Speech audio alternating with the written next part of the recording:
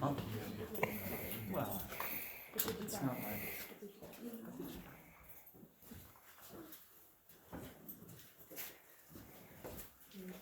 There's bats in those caves. Yep. Huge.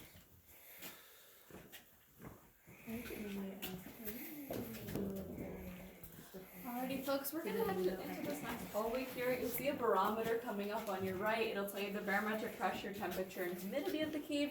The temperature does stay 71 degrees year round. It hasn't been known to go more than 3 degrees in either direction, so it's really static.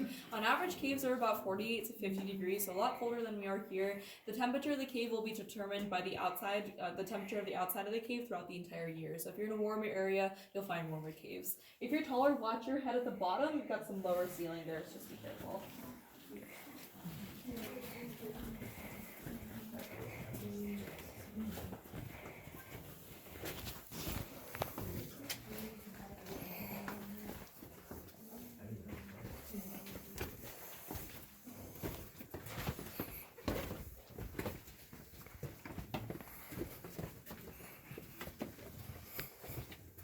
There's that barometer on the right side.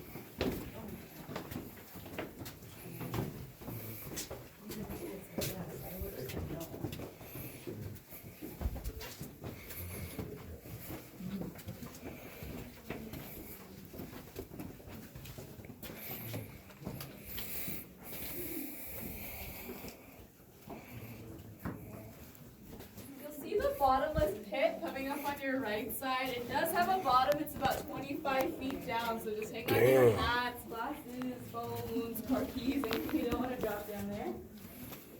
Damn.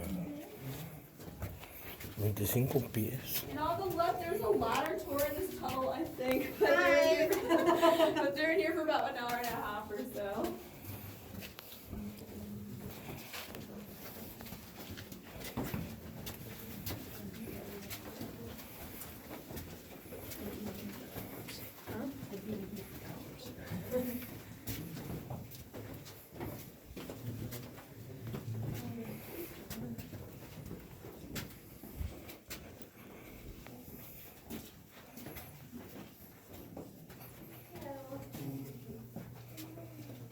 On your left, you'll see some Hoholcomb artifacts. These were found in the entrance room. They're just basic grinding tools they would use for their food, kind of like a mortar and pestle.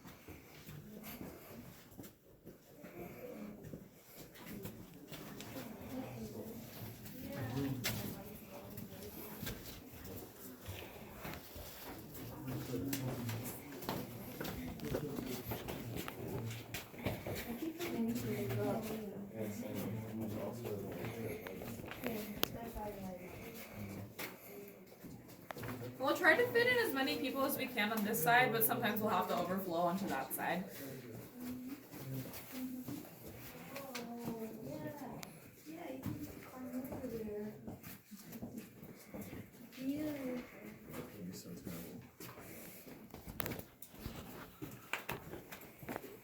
There's more people behind us. Let me get them.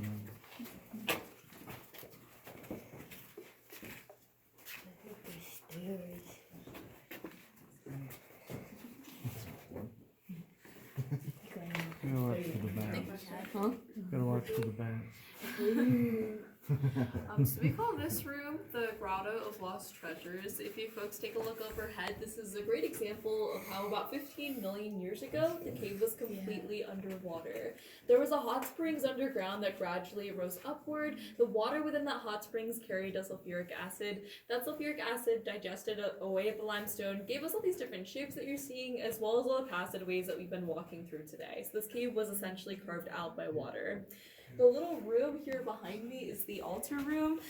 Like I said earlier, the CCC was here. It was about 400 men total. So if they met somebody that they wanted to marry while they were working in the area, there weren't a lot of places to have a wedding inexpensively. They would actually use this room right here. There were 23 weddings here in about 3.5 years. And we still have weddings here today, believe it or not. Our last one was about 2 months ago or so pretty recently. The last one prior to that was a year before. So they're not very popular. The white dress does not fit in the atmosphere. But you can see he got married in a cave. So that's pretty neat. That's also the largest stalagmite in the cave system up there. Are you guys all relatively familiar with Sesame Street? Yeah. You guys remember Viewmasters? They look like binoculars. You just click through, see the pictures, they tell you a story. Sesame Street released a Viewmaster series of episodes here in the 70s. They filmed one of those episodes in this room, so that's why we call this room the Grotto of Lost Treasures. Cookie Monster and Big Bird were looking for their lost treasure of birdseed cookies here inside Colossal Cave. They came through with their candles. They saw this huge T-Rex right here. You guys can see his eye, his brow, his nose, his mouth right here. They were terrified of the T-Rex, so Cookie Monster crashed into the wall right over there, and Big Bird crashed into the wall right over there. I don't want to blind you, sorry. We can see his head and the rest of his body through the wall right over there. That is probably the best film that we ever had down here. Have you guys heard of Night of the Lepus? Usually nobody does. It was filmed here in 1961. It was about mutant bunny rabbits living in the cave, planning to take over the world. It got about 8% on Rotten Tomatoes, if you want to find it. Coming up in the next hallway, you'll see another display case on your right. Those are just some replications of what those bandits would have worn here in the 1800s.